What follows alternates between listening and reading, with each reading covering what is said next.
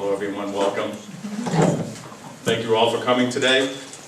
My name is Tom Ardoni. I'm the chair of Enfield Together Coalition. And I'm also a father in town with 4 children and grandchildren. It's one of the reasons I got involved in this. I think it's very important that we send the right message to the youth of Enfield and do everything we can to help and prevent teenage alcohol abuse and drug abuse. I'm honored to be the chairman of the Enfield Together Coalition. Our mission is to work with the community to prevent and reduce underage substance abuse in Enfield by raising awareness, educating parents and youth, and enforcing underage drinking laws. Slide 2, please. The Enfield Together Coalition is a unique partnership representing a cross-section of the community. Members of the coalition include police, school personnel, Enfield Youth Services, business owners, faith community, government officials, substance abuse agencies, youth, parents, and other concerned citizens. Everyone is welcome to join Enfield Together. The diversity of our membership is what makes us successful. A brief history of how we're funded. In spring of 2004, the Enfield Community Task Force was convened to address increasing incidents of drug use among Enfield youth, especially in the middle school. Spring 2005, the task force grew in membership and received $17,000 enforcement grant to combat underage drinking. In fall of 2006, the Enfield Together Coalition was one of the 26 Connecticut communities to receive the Connecticut Department of Mental Health and Addiction Services grants totaling $85,000 for 3 years. The goal of the grant was to combat underage drinking and develop a community-based, data-driven action plan to address the issue. The strength of the Enfield Together as a community coalition was essential in the town's successful application for this competitive grant. In June 2010, our efforts in the coalition demonstrated progress led us to receive a 4-year grant totaling $320,000 to continue our work. In the future, we continue to apply for competitive federal grants and state grants in order to continue our work. Now I'd like to introduce Captain Hall of the Enfield Police Department. He's a member of the Enfield Together Coalition Police Task Force, and he'll have his presentation. Thank you. Hello. Hello. Do we need this? Can you guys hear me? Hi. Thanks for having me here. I'm honored to be here, to be honest with you. I've been fortunate to be part of this group almost since its inception, and it's largely because of stuff Youth Services and GMI has done. This is what it is. So I've been able to piggyback onto this. The police department's able to piggyback onto this. It's a great program with like Tom was saying, with diverse input, a lot of great ideas. I'd like to talk about today some of the challenges that have been identified through this program and kind of what we're doing about it. So what are the first challenges? First and biggest challenge, enforcing underage drinking laws, right? Can I, all right. Yeah, please. Hear me? Better? All right. Is that better? All right. Well, first of all, we've got to enforce underage drinking laws. In 2004, the new laws were enacted that changed how we enforced underage drinking laws. We can now issue an infraction for possessing alcohol either on private property or on public property, which is a deviation from what it used to be. We also have a new statute that allows us to cite parents for hosting host parties and supplying alcohol to kids, which is really important. One of the things that we identified early on this is identifying the problems and how to deal with them. One of the problems is parents allowing kids to drink through aggressive advertising and marketing. We're trying to get that message out that that's not acceptable and in fact is illegal. Secondary audits, of course, teens and preteens. Why is that important? Because we need them to know that it's not acceptable. We know that we can reach the parents, and the parents don't agree to do this, that they'll have a direct impact on what the kids believe and how they'll behave. So what are our strategies? First and foremost, well, it's the police side of the house, so our strategy is enforcement, right? We have a bunch of tools that we use for enforcement. The end goal of enforcement, awareness, education, and communication. We're not looking to so much punish and penalize kids, but get them into the system so that they're aware of the potential problems with it. Kind of talked about this already. A new law prohibiting kids from people under 21 years of age possessing alcohol on public or private property unless accompanied by a parent or guardian. That's a deviation from 2004. Minors can be fined. It's an infraction ticket. A little easier for us to do, a little more of a streamlined process. Individuals who normally permit minors to possess or consume alcohol may be fined, imprisoned, or both. Supplying alcohol to a minor can be a felony now. It's a pretty stiff penalty. It's a pretty significant deviation from where it was. All right, so how do we do enforcement? Well, we try a bunch of different things, to be honest with you. And this is I gotta throw kudos out to Youth Services at Gene Hoy and everybody else who was involved in this, because when we have these meetings, we think outside the box. You guys know this. Identified some problems and identified some potential solutions to deal with those problems. First thing you're looking at here, this picture is the gator. One of the problems we identified was if we target the kids in public places, well, they're going to private places. And if we target them in private places, they're going to private places that are harder to reach. Difficult for us to get to kids when they're partying in the woods. We identified this as basically a four-wheel drive vehicle.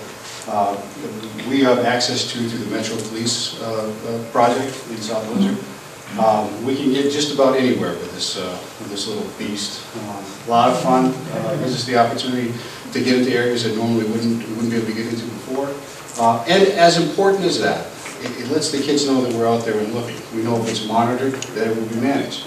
And just this kind of advertisement alone, the kids know that we're coming looking for them, kind of takes the incentive away from being out there. If you had your druthers, would you rather carry a keg into the woods and a half a mile to the woods and have it taken away from you? Probably not. In addition to that, we use bike patrol, motorcycle patrol, and you can't see it, but off on the right level margins are our cruisers. We do party patrols on a regular basis. We work with Youth Services to identify what the key areas or the key times where we think kids are historically going to be drinking or going to be. Proms, homecoming, Christmas vacation, and so forth. And we target those dates and those areas so that we can get the biggest bang for actually the buck that Gene's getting us for all our hard work. We do a lot of DWI roving patrols. We do compliance checks, and a compliance check is kind of an involved process where we work with the Liquor Control Commission, and we have people who are specially trained to go in to see if they can get people to sell alcohol to tobacco times. We also have a tip line to let us know if this is going on. We haven't got it. Again, what's the overall theme here? If it's monitored, it's managed. You see kind of a broad spectrum approach to this, so we really don't know where we're coming from. The people who are potential violators don't know exactly where we're coming from, which makes it harder to predict what they can do wrong. Make sense? And the gator is parked. The gator, oh, I'm sorry. No, it's all right. The gator, I'm sorry, folks. The gator is parked right out here. When we're all said and done, you go home, just go out and hop on it and take a look at it. It's a lot of fun. Take it for a spin? What did I put? Get your picture on it, though. Yeah, we can get your picture. Okay. So let's kind of continue that initiative. Gene and all the folks identified and through the state identified what easy access to alcohol is a problem. So how do we combat that? We do the compliance checks, we do the party controls. We're trying to limit easy access. What else did the Youth Services research show us? What they showed us, and we knew this through trends on the street, was that prescription drug abuse, particularly among opiates, was a rising concern, not just in this area, but in this region. In fact, it was at levels that we've never seen before. Through Gene's research and from our own field interviews, we know that a lot of people are getting their drugs from medicine cabinets, from their neighbors, friends, family, that kind of stuff. Medication that goes unused and undisposed of, which gives it unfettered access for kids who may be inclined to experiment or just want to know what it's about. We tried to address that by working with the DEA and having drug give back days. We had 3 in total, and where the DEA would set up an outpost at our PD. The public would be invited to come in. When they came in, they would drop off their unused medication. We filled up, each time we did that, we filled up an SUV and a small car. There was so much unused medication dropped off. So, what does that tell us? It tells us that we need more than a twice a year, more than every 6-month thing going on. Again, kudos to youth services, because through them, we worked on getting a prescription drug drop box, which is not currently mounted, but will be mounted shortly in the front lobby of the police department. So 24, once it's, and there's a bit of a process that goes through this, and we're in the process right now. The DEA has signed off on it. We have a DEA license for it. We're working with consumer protection. That's the last flag we have to go over. That's hurdle we have to go over. Christina's working on some with us at getting them some great signage for it. When it's up and running, which should be shortly, 24 hours a day, 7 days a week, unused medication can be brought in and dropped off. And therefore it limits the potential access to those drugs. Make sense? Couldn't have done it without Christina. Thank you. Awesome. No, It's been a partnership, for sure. yeah, well, you know what, I'd love to stand here and take credit for it, but we wouldn't have it if she didn't get it for us, that's for sure. This was a $700 box that I called her once and she said, I can get one of those. And in fact, the next day she did. So, We're the community. I think she's very humble, and I think we're very lucky to have her. I think, Now, what are we doing now? we'll go right to Kareem and Dianya. All right. So now, Oh, sorry, Vinny and Dianya. I'm sorry. without further ado, Vinny and Dion.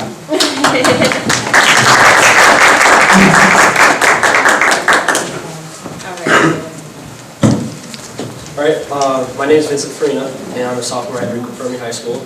I'm a member of ETC and the Enfield Youth Council. We have a teen slogan, which is Teens Who Think, Don't Drink. And this campaign is to encourage teens to stay alcohol free. And it's designed by teens for teens to keep them away from underage drinking or drugs. The Enfield Youth Council campaign slogan was launched as a part of April 2011's National Alcohol Awareness Month. And this campaign continues to be used especially during prom and graduation season. Our slogan was featured on a widely popular sleigh band in bright colors and is in the shape of a light bulb. This postcard initiative project was featured from Enfield students coming up with a bunch of new ways to have fun that don't involve alcohol or drugs. Partnered with the graphic design department at the University of Bridgeport, the UB students took ideas and brought them to life with a series of postcards that we are using to keep students focused on healthy ways to have fun.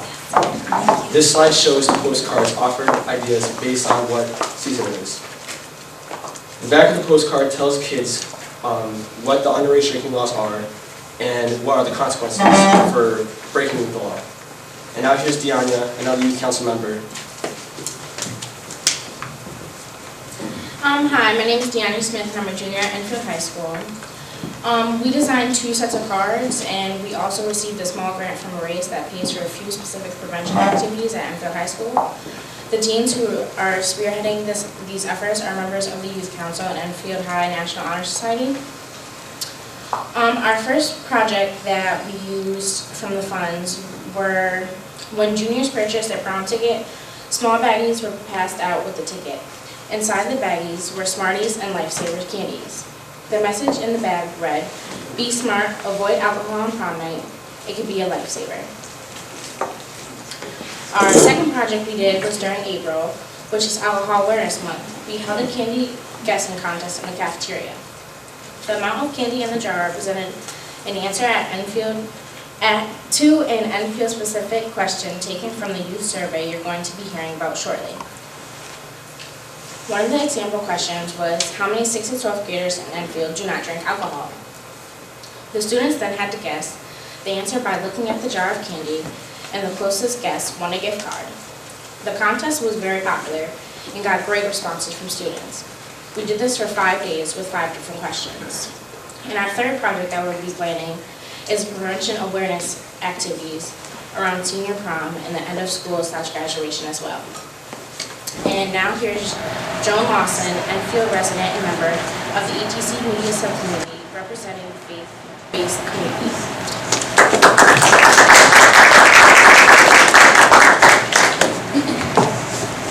Thank you. We're going to cover a lot of data, and in the interest of time, we ask that you're going to hold your questions till the end, and we would appreciate that. We're going to talk about the Enfield Youth Survey. Every 2 years, Enfield Youth Services commissions a youth survey to determine the extent of underage drinking and substance use among Enfield students. This year, 2,635 youth in grades 6 through 12 took the survey. Students from JFK Middle School, Enrico Fermi High School, and Enfield High School participated. We had an 88% participation rate, with equal participation by males and females. Survey results are compared to results from 2 years ago to determine if things are heading in the right direction and/or where we need to focus our efforts. I'm going to talk about recent alcohol use rates. And in general, the numbers of teens in grades 6 through 12 who are drinking alcohol have decreased. The areas of concern are highlighted in red. You will see the numbers have gone up slightly. In grade 7, from 6.6% to 7.1%. In grade 8, from 15.8% to 16%. And we're going to talk about the number of drinks per occasion.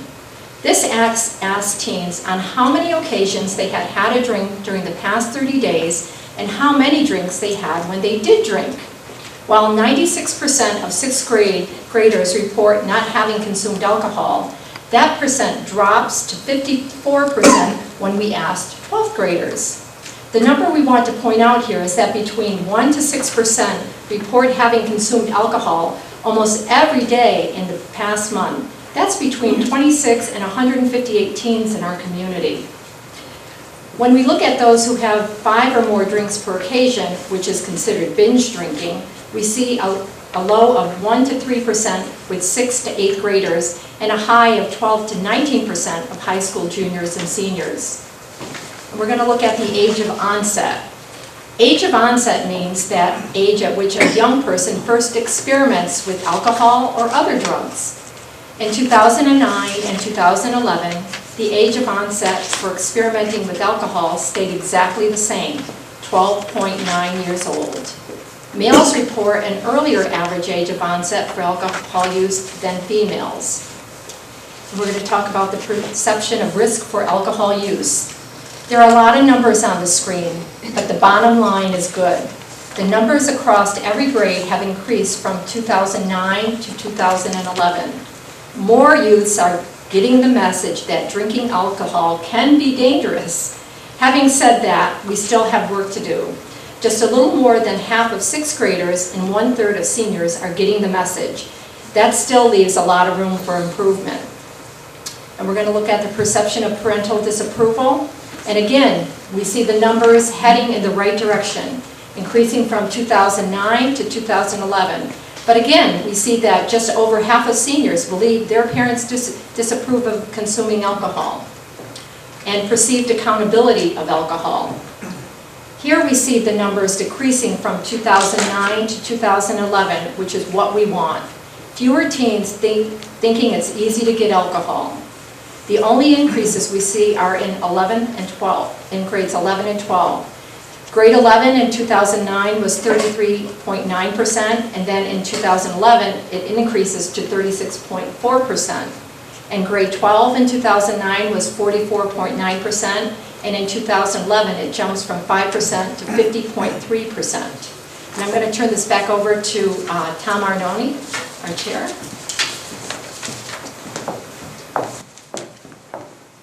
Thank you. Sources of alcohol. The next question, where are they getting their alcohol?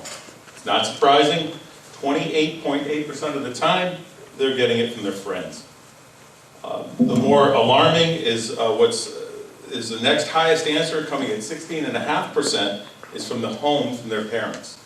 I think locking your liquor cabinet is a great way of right away cutting down this number if we can.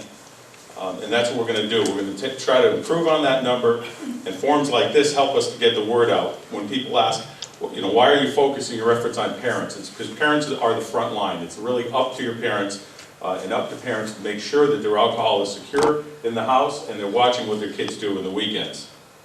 It's males reported being more likely than females to drive under the influence of alcohol. Teens who report they have driven while under the influence, 8.6% of 16-year-olds, 12.5% of 17-year-olds, and 18.8% of 18-year-olds. You can see how that number keeps increasing as they get older. What we see here is that teens are experimenting at slightly younger age also. In 2009, the average age was 13.7. In 2011, it was 13.4. The numbers in red show that many more kids are experimenting with marijuana today than they were just a few years ago.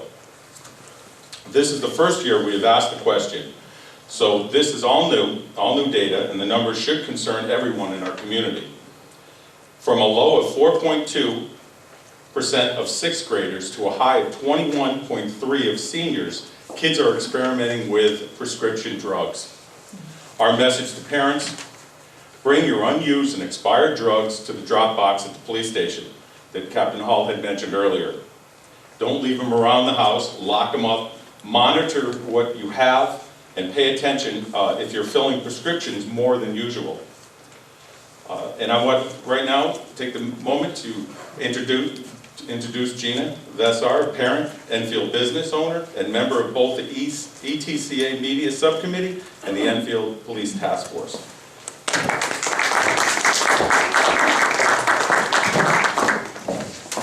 Good evening, everybody. Slide 25, what we want to accomplish and how we're doing it. First, our long-term goals: reduce past 30-day use, delay age, kids first try alcohol, increase perception of risk, and increase perceived parent disapproval. Our ongoing tactics, as Captain Hall spoke of, we've got our Gator, we're doing party patrols, DUI roving patrols, compliance checks, and media advocacy supporting enforcement activities. We have done public information campaigns over the last 2 years. In the summer of 2010, our radio campaign was a partnership with the Enfield Police Department and the town of Glastonbury Police Department. Both of our police chiefs recorded 30-second commercials for 105.9 The River, focusing on enforcing Connecticut's underage drinking laws. There was a teen parent letter sent reminding parents about the dangers of underage drinking with tips on keeping teens healthy and safe. This was co-signed by our superintendent, Chief Saraza, and the Enfield Together Coalition. Love Them Enough campaign. This message appears on town billboards, Enfield Square posters, floor decals, and our liquor retailers in town. The next few slides are going to show examples of our work that we've been doing throughout the community. This slide here shows our floor decal program, which we placed advertising on the ground as you came into the liquor stores. This way you had to look down, read it, and walk over it, which I think went very well. I had a lot of people I know personally giving me comments that when they knew I was on the coalition, oh, I saw that, and blah, blah, blah. It's a great message you guys are getting out. And we did get quite a bit of media attention with this also. So this was one of our more innovative ideas. You already heard about our Teens Who Think Don't Drink campaign. We are also continuing with our Love Them Enough to Say No campaign. And this targets parents, adults, and caregivers. In the last 2 years, we've gone digital. Yay. And as you know, it's important to go where your audience is. And since everyone's on Facebook, Enfield Together Coalition is too. We post all kinds of interesting news articles, tips for keeping teens safe and healthy. We've got our e-newsletter, press coverage, all kinds of great info. So for those of you on Facebook, make sure when you go home tonight, you like us. That's going to be a really good thing. This is what our monthly e-newsletter looks like. And we encourage everyone in town who's concerned about keeping our teens safe and healthy to sign up for our e-newsletter. And actually, you know what? I'm going to start this around. If any of you aren't on our sign-up sheet, I'm going to send this around. And here's a pen. please sign up. You're going to get lots of great information. Yep. Hopefully, you've seen this image around town on our billboards. Matter of fact, can I see a show of hands? Anyone who's seen this billboard around town? Yay, awesome, great. We also have advertising at the Enfield Mall. Our next slide. And this is what you'll see, our poster at the Enfield Mall. And we do switch these around, so you'll see our advertising and our billboards at different locations around town. So keep your eyes open for all that. And now I'm going to turn the program back over to Tom. He's got the rest for us. Thank you.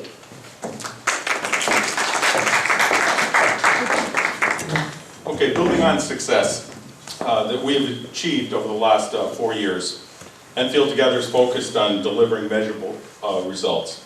We want to reduce past 30-day use by teenagers, delay the age kids first try alcohol, want to increase the perception and risk, and increase perceived parent disapproval.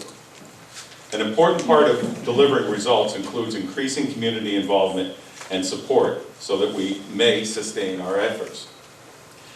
Reaching out to the community. We have a road show. We've developed a mini version of tonight's presentation as a way to take out our message directly to the community by introducing ourselves to important civic organizations around town.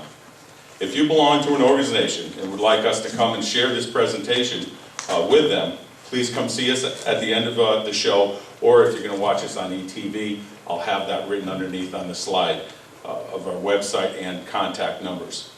High school athletic presentations in the fall and spring orientations, school events, parent-teacher night, freshman orientation, or sporting events. Community events, heritage fairs, sporting events, again, family day on the green, and more. How you can help get involved in the Enfield Together Coalition. Parents really do have the power to make the difference. Talk to your children early and often. Tell people what you've learned tonight. Invite the Enfield Together Coalition to speak at community groups you belong to. The Lions Club, Kiwanis Club, Junior Leagues, PTA, your church, synagogue, Chamber of Commerce, anywhere, we'll be anywhere. I want to thank you all for coming here tonight, and I want to introduce the heart and soul of our committee, Jean Hoy, the Director of Enfield's Youth Services, to handle the question and answers. Thank you.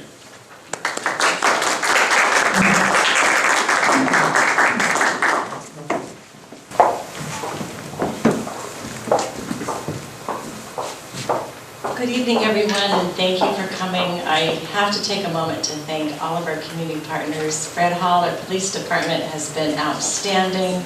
They've been with us every step of the way, and without our police department, we wouldn't be able to fund half of what we're doing. So thank you to our police.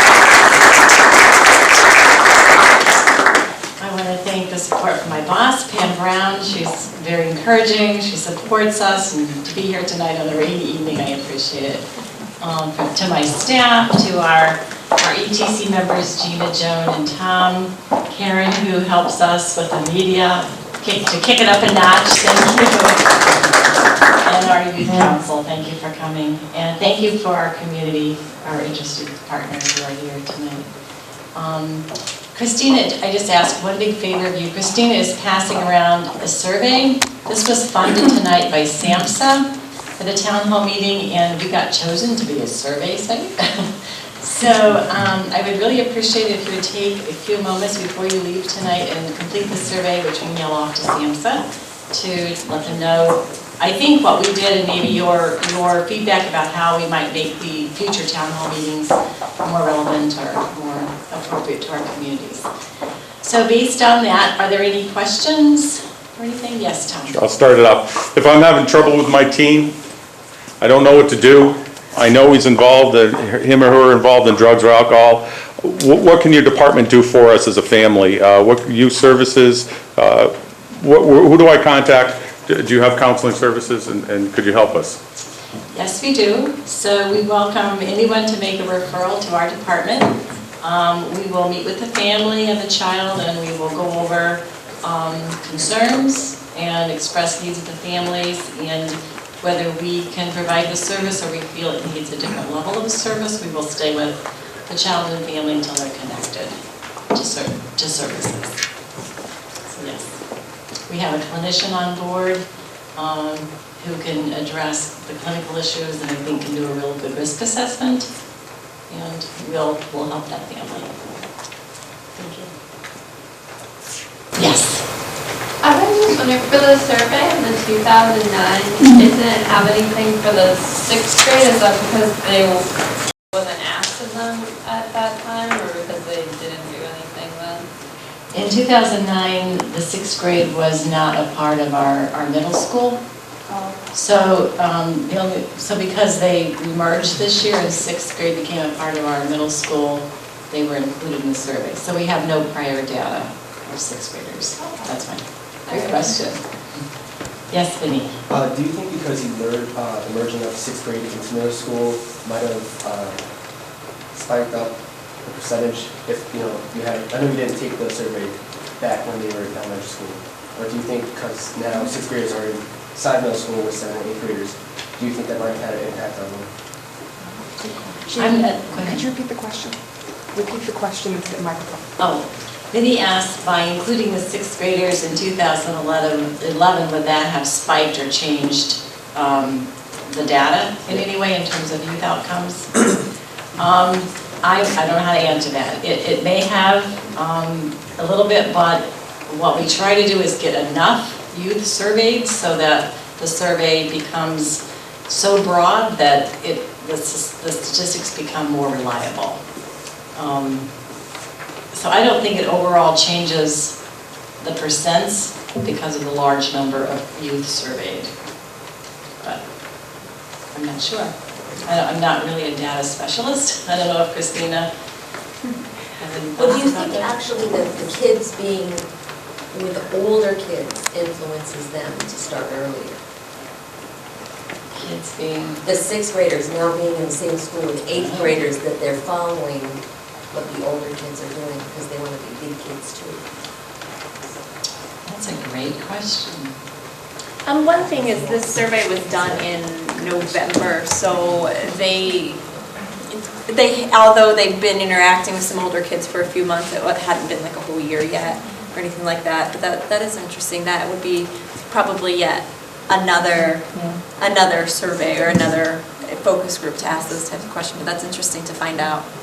Yeah, I'm going to look into that. My kind of, what I've always been told is that there's risk and protective factors that influences that early age of onset, and there's a lot of family norms, social norms, peer norms is one of them that might be a peer thing that influences a child in terms of their decisions to take more risks. And I think drinking early is one of those risk-taking behaviors that the kid doesn't have a lot of those protective factors, makes them more vulnerable. So I was just thinking about in the slide when it said that the #1 way kids get their hands on alcohol or substances is through friends. So I was wondering if that impacted in any way. I would imagine kids drinking that young are probably drinking in the home because they don't drive.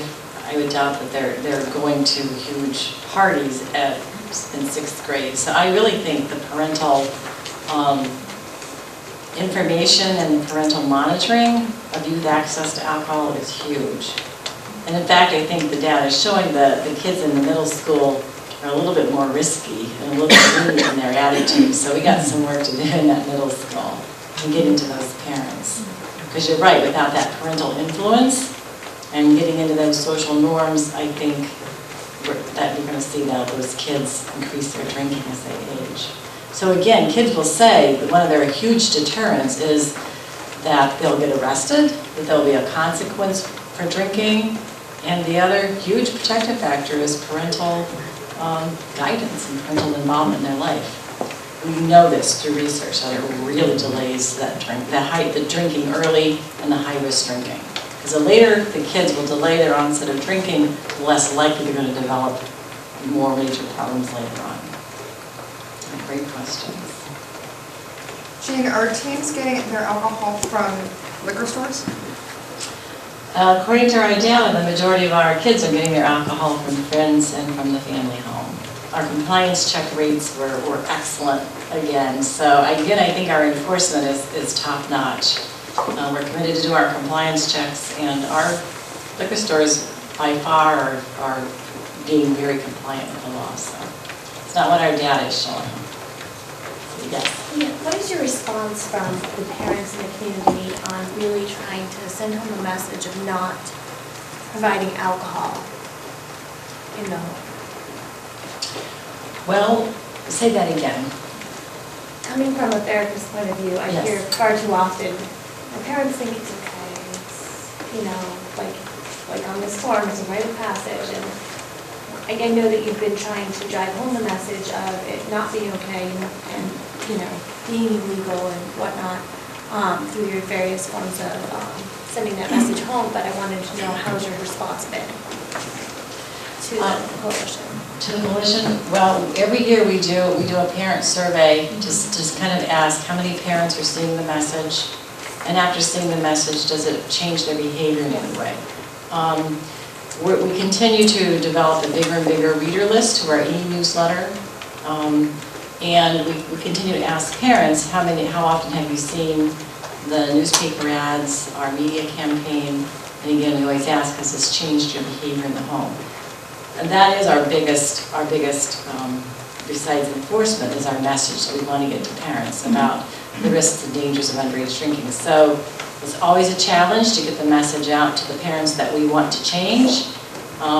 We don't need to change the perfect parents, and there's some parents who will probably never change, but we want to get the most parents that we can change to kind of be more monitoring, to set clear limits and expectations with their children, lock up that liquor cabinet, know what their kids are doing, and talk to them about it.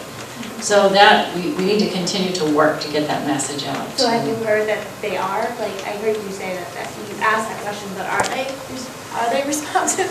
Well, I think we had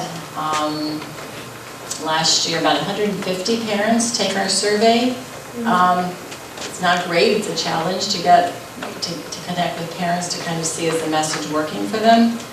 I'm trying to think about the results. The number of parents had seen the message, and I believe maybe a half said it changed the way they related with their children. They have work to do. Yes. We have a lot of parents that I know are easier to reach because they're involved in that younger years in school. Are you doing anything from that kindergarten through grade 5 to almost educate parents before they hit grade 6 or 7 in middle school? Are there going to be more initiatives that way? I know the attendance to family night activities and parent meetings are so much larger younger. Can we start a lot earlier? Should you be starting a lot earlier? We can always make the effort to engage the parents earlier.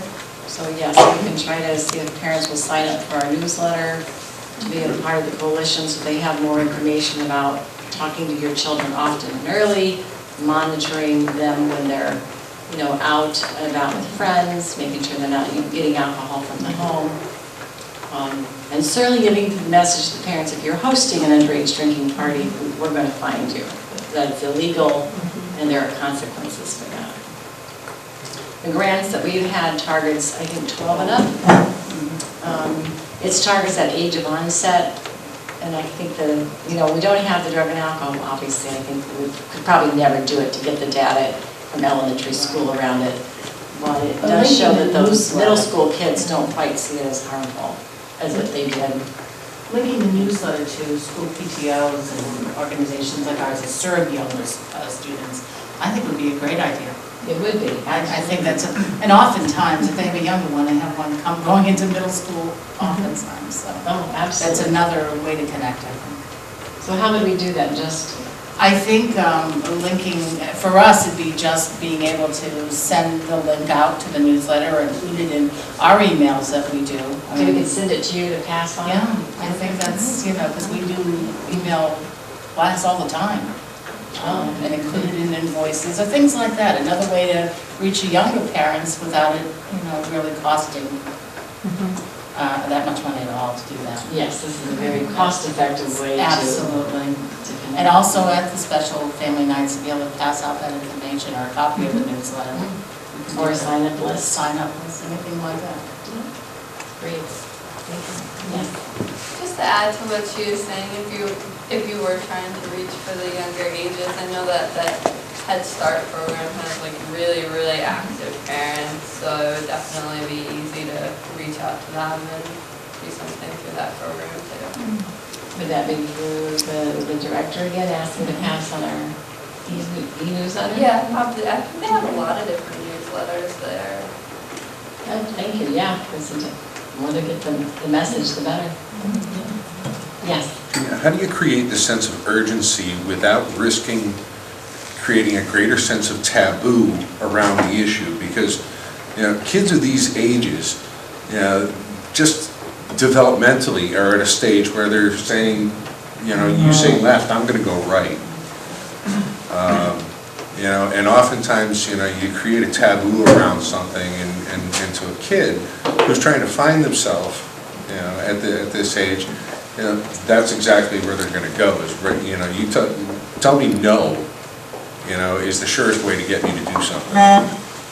Well, I think that was one of our goals of the Love Them Enough to Say No. We really tried to not send a punitive message to parents, but a connection message to talk with your kids, be involved in their life, care about them, talk about your family values, ask what they're doing in a more caring way, that really does show to kids who want to please their parents. Because from an enforcement standpoint, it seems to me that that I've heard some parents that have gotten into some fairly hot water for being permissive, what could be viewed as being permissive in the house.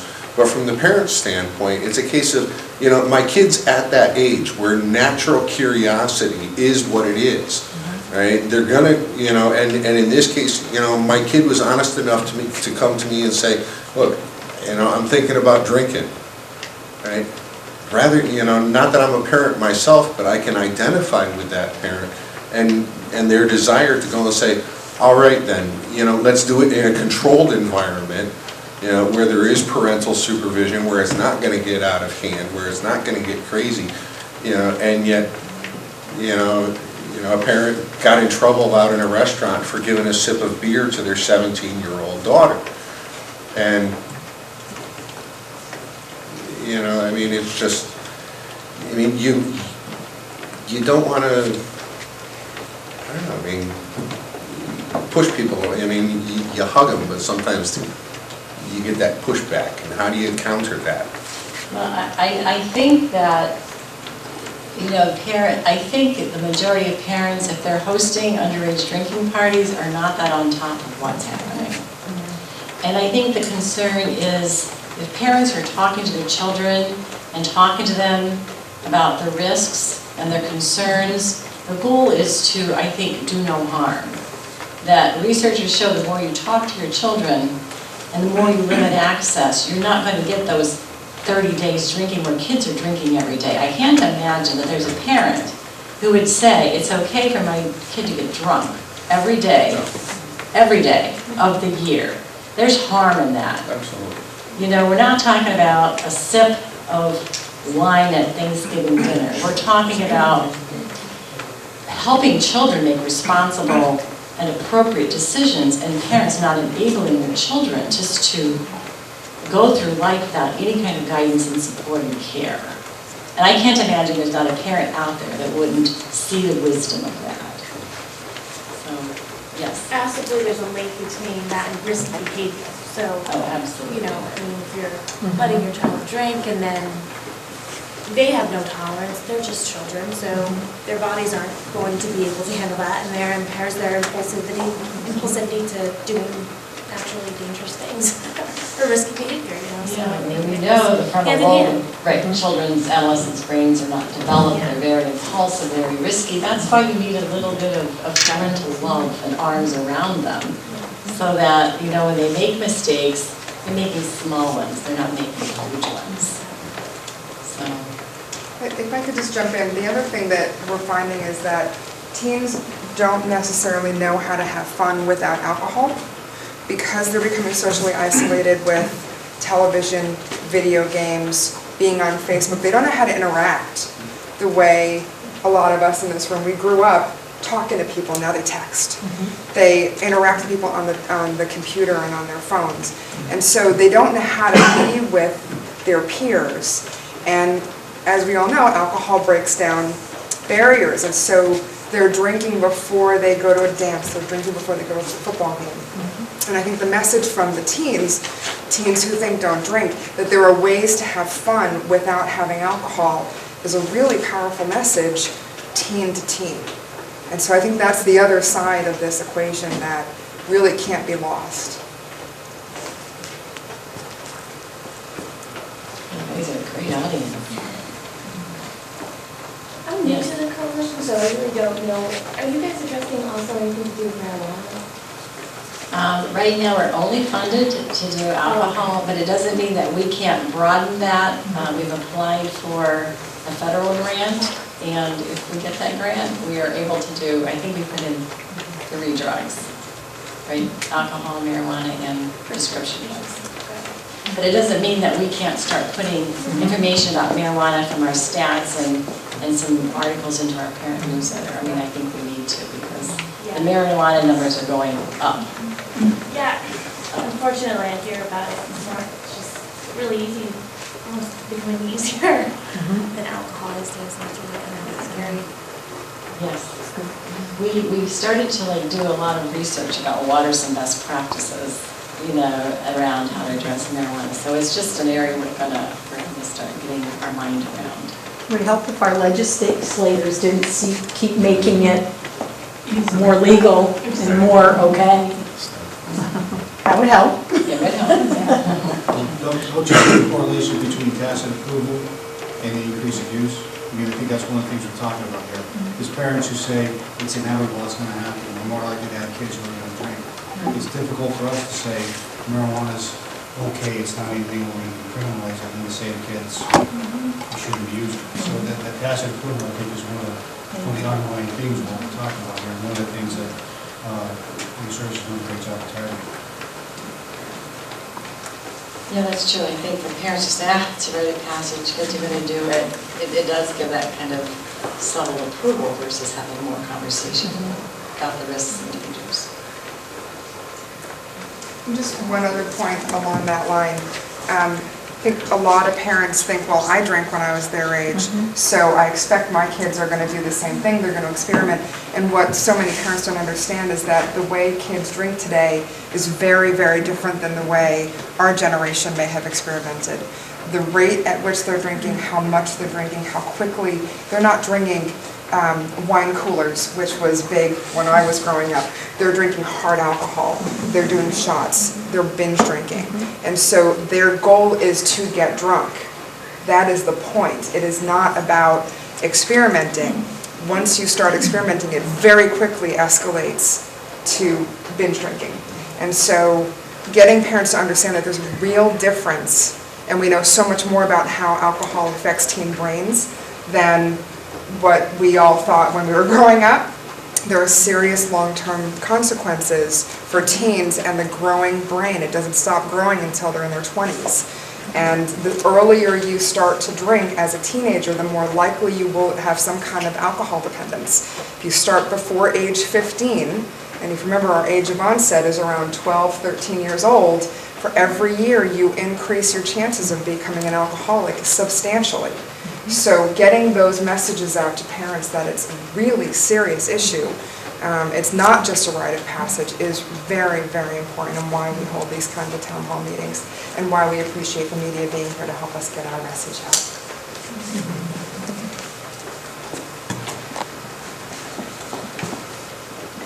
Any other questions? Well, I thank all of you for coming tonight. It's been a lovely evening to share what the ETC is doing and our new data, and our highlighting some of our awesome work that we've accomplished and where our future directions are. I just appreciate all the support and all of you being here. So thank you for coming. Please take a moment to fill out the survey and help yourself to some food and dessert.